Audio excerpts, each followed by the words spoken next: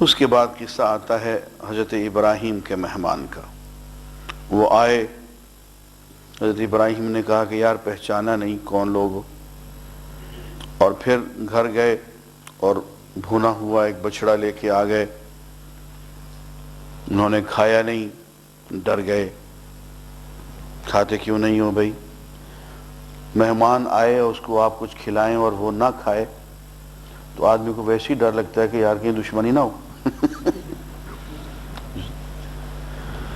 اور ڈر گئے کہ یار میں نے اتنی محنت سے بھنوایا ہے پورے کا پورا بچڑا اور یہ ہاتھ نہیں لگا رہے، میں بار بار کہتا ہوں کھاؤ اور وہ کھا نہیں رہے۔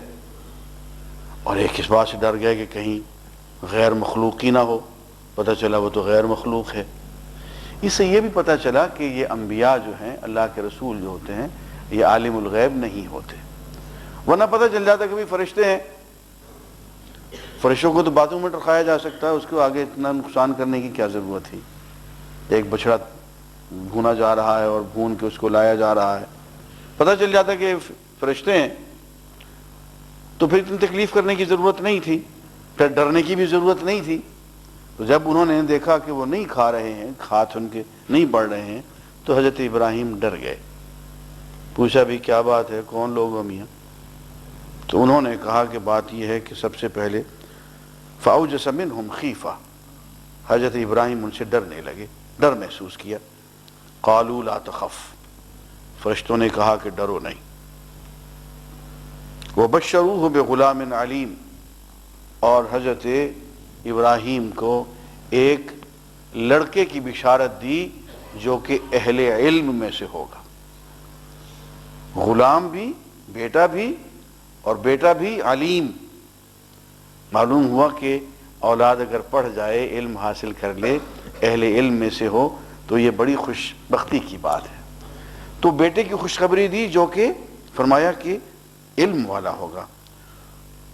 تو حضرت سارہ جو کہ بیوی تھی، انہوں نے اپنا سر پیٹ لیا۔ اس نے کہا اس عمر میں، غالباً کوئی 80 کے قریب ان کی عمر تھی موصوفہ کی، انہوں نے کہا کیا کہتے ہو بھائی، خدا خوفی کرو، اس عمر میں بیٹا جنوں گی؟ قالوا کذالک، فرشتوں نے کہا ایسا ہی ہوگا، اللہ نے کہہ دیا ہے تو ہو جائے گا۔ اللہ تعالیٰ اسباب کا محتاج تو ہے نہیں، اسباب اس کے محتاج ہیں۔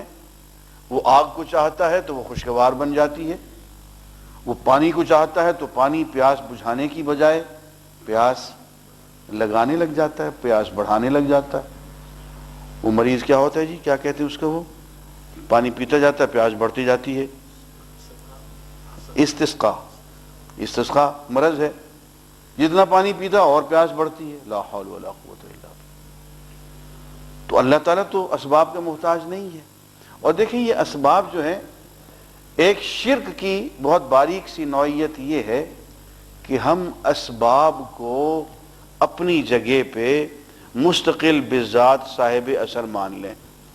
مثلا یہ کہ یہ دوائی شفا دیتی ہے، وہ نہیں بھائی، نہیں، یہ نہیں دیتی۔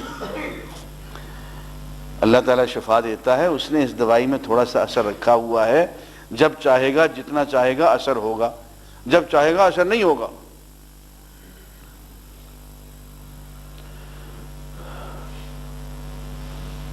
کھانا قوت دیتا ہے، نہیں بھائی نہیں، قوت اللہ ہی دیتا ہے۔ کھانے کو اس نے سبب بنایا ہوا ہے، کھانے میں اس نے یہ اثر رکھا ہوا ہے، جب تک چاہے گا کھانے میں یہ اثر رہے گا، اور جب یہ اثر اس میں سے لے لے گا، جتنا کھاتے چلے جاؤ گے بڑھاپا بڑھتا چلا جائے گا۔ ہر چیز کا جو ہم اثر دیکھتے ہیں اس میں، وہ اصل میں اس چیز کا اثر نہیں ہے، وہ اللہ تعالیٰ کا ارادہ اس میں کام کر رہا ہے۔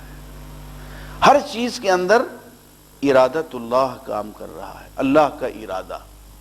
یہ بات یہاں فرشتہ سمجھا رہا ہے کہ بی بی نہ اپنی عمر کو دیکھو، نہ اپنے خاوند کی عمر کو دیکھو، نہ اسباب کو دیکھو، کذالک، اللہ کا ارادہ یہی ہے، ہو کے رہے گا۔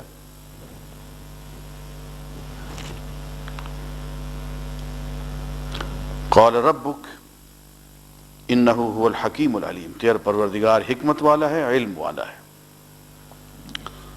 حضرت ابراہیم پوچھتے ہیں قال فما خطبکم ایھا المرسلون، بھیجے ہوئے لوگوں تمہاری مہم کیا ہے، آئے کیوں ہو؟ قالوا انا ارسلنا الی قوم مجرمین، مجرم قوم کی طرف ہم بھیجے گئے ہیں، پتھراؤ ان پہ کریں گے، ہر شخص کے لیے الگ الگ پتھر جو ہے معین کر دیا گیا ہے، اور جو مومنین ہیں ان کو علیحدہ کر لو، بس ایک ہی گھر ہے مسلمانوں کا، وہی نبی کا، اس میں سب کو اکٹھا کر لو اور بستی سے باہر نکل جاؤ۔ اور دیگر آیات میں ہے کہ صبح سے پہلے نکل جاؤ اور بستی کی طرف مڑ کے بھی نہ دیکھو، چلے گئے بیچارے۔ اس کے بعد یہ حضرت لوط علیہ السلام کی بستی تھی، ان کے جرائم بہت زیادہ تھے، ان پہ پتھراؤ ہوا اور ان کو سب کو مار دیا گیا۔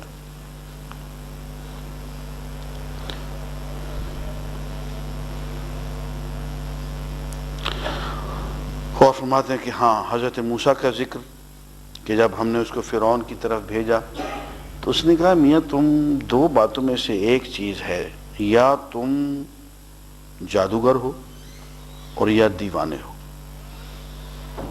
یعنی سوچا تو جا سکتا تھا کہ کہیں نبی ہو ہی نہ، لیکن کتنا بدبخت آدمی ہے کہ اس نے کہا کہ دو باتوں میں سے ایک بات ہو سکتی ہے بس، یا تم بہت بڑے کوئی جادوگر ہو اور یا پاگل آدمی ہو۔ وہ بھائی ایک امکان اس بات کا بھی تو رکھ لو، پاسبلٹی تو ہے کہ اللہ کا سچا رسول ہی نہ ہو کہیں، یہ سوچنے کو وہ تیار نہیں ہے۔ آگے سنیے، فرماتے ہیں ہم نے اس کو بھی اور اس کے لشکر کو بھی ہم نے غرق کر دیا ذلیل و خوار کر کے۔ اس کے بعد فرماتے ہیں کہ یہی حال ہم نے عاد کی قوم کے ساتھ، سمود کی قوم کے ساتھ یہی کیا، قوم نوح کے ساتھ ہم نے یہی کیا۔ اور فرماتے ہیں دیکھو آسمان کو ہم نے بنایا ہے اور اپنے ہاتھوں سے بنایا ہے، اللہ اکبر۔ والسماء بنیناہا بأید، ہم نے آسمان کو